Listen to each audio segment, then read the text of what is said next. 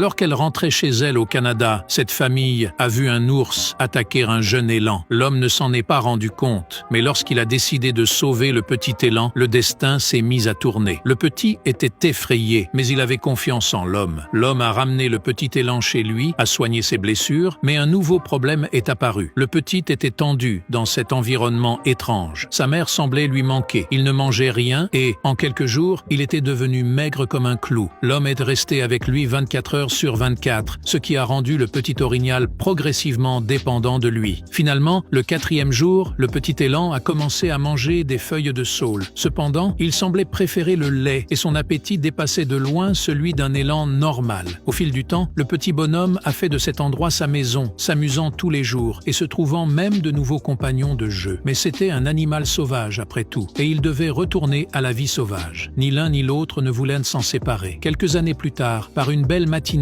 alors que l'homme s'apprêtait à partir en voiture, il a vu un grand élan se diriger vers lui. Il se rendit rapidement compte qu'il s'agissait du petit élan qu'il avait sauvé. C'était désormais le roi du troupeau d'élans. À partir de ce moment-là, cet élan est venu rendre visite à son sauveur chaque année. Le temps a passé et cette amitié dure depuis 25 ans. C'était peut-être le destin.